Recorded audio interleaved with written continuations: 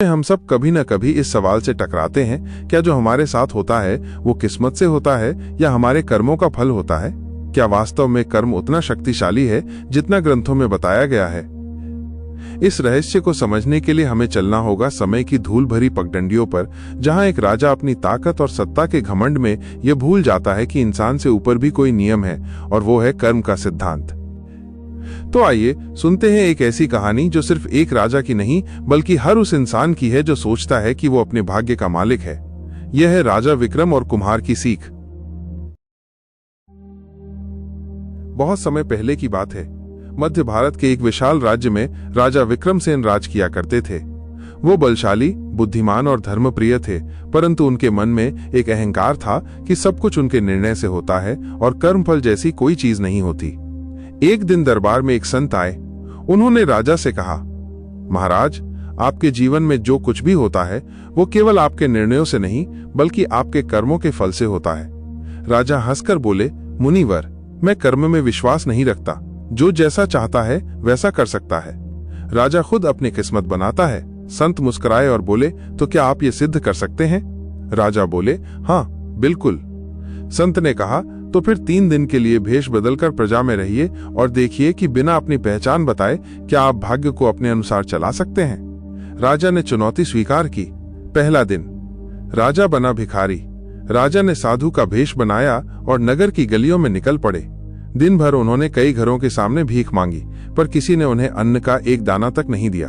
थके हारे राजा एक पेड़ के नीचे बैठ गए।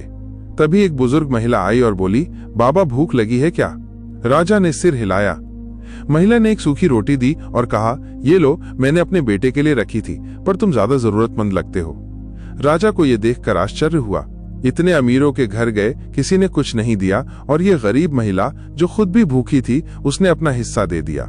राजा को पहला पाठ मिला, सच्चा धन दया और करुणा में होता है, न कि वैभव में। दूसरा दिन, राजा बना कुम्हार का शागिर्द।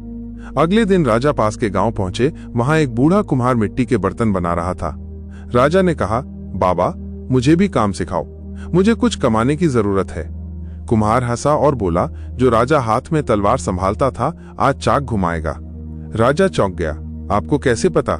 कुम्हार ने हंसते हुए कहा, राजा की चाल और आंखें आम आदमी जैसी नहीं होती बेटा, पर घबराओ नहीं, कर्म की भूमि पर सब बराबर होते हैं। राजा ने दिन भर मेहनत की, चाक घुमाया, मिट्टी तैयार की, बर्तन बनाना सीखा। शाम को कुम्हार ने कुछ पैसे दिए और कहा, यह तुम्हारे आज के श्रम का फल है। राजा ने पूछा, अगर मैंने मेहनत की तो कुछ लोग क्यों नहीं पाते मेहनत का फल? कुम्हार गंभीर हो गया और बोला, कभी कभी बीज बोया जाता है पर फल तुरंत नहीं आता। जो आज तू कर रहा है उसका असर तुझे कल मिलेगा, और जो आज तुझे मिल रहा है वो तेरे बीते कर्मों का फल है। यही कर्म का सिद्धांत है बेटा। राजा की आंखें खुल गईं। तीसरा दिन, राजा पर संकट और कर्म का फल। तीसरे दिन राजा ने जंगल की ओर रुख किया। वहां कुछ डाकुओं ने उन्हें पकड़ लिया और सोचा कि ये कोई साधारण साधु नहीं लगता। उन्होंने राजा को बांध दिया और मारने का निर्णय किया। राजा ने बहुत विनती की, मैं एक साधारण साधु हूं, मुझे जाने दो, पर डाकू नहीं माने। तभी वहां कुछ सैनिक आए और डाकुओं को पकड़ लिया। सैनिकों का मुखिया आगे बढ़ा और राजा को पहचान गया। महाराज, आप यहाँ कैसे? राजा ने पूरी बात बताई। सैनिकों ने उन्हें सुरक्षित महल पहुंचाया। महल लौटकर राजा ने संत को बुलवाया और हाथ जोड़कर कहा, मुझे अब समझ में आया कि जो कुछ मैंने भोगा, भूख, अपमान, भय, वो मेरे ही पूर्व जन्म या वर्तमान कर्मों का परिणाम था।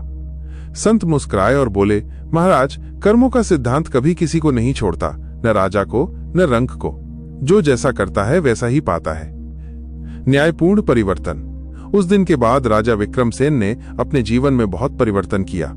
अब वो हर निर्णय सोच समझ कर लेते, गरीबों की सहायता करते और हर व्यक्ति को कर्म के महत्व की शिक्षा देते। उन्होंने अपने दरबार में यह शिलालेख अंकित करवाया, कर्म ही पूजा है, जो जैसा करेगा वैसा पाएगा। भाग्य केवल बहाना है, असली चाबी तो कर्म में है। इस कहानी से हमें ये सीख मिलती है कि भाग्य की तुलना में कर्म ज्यादा शक्तिशाली है।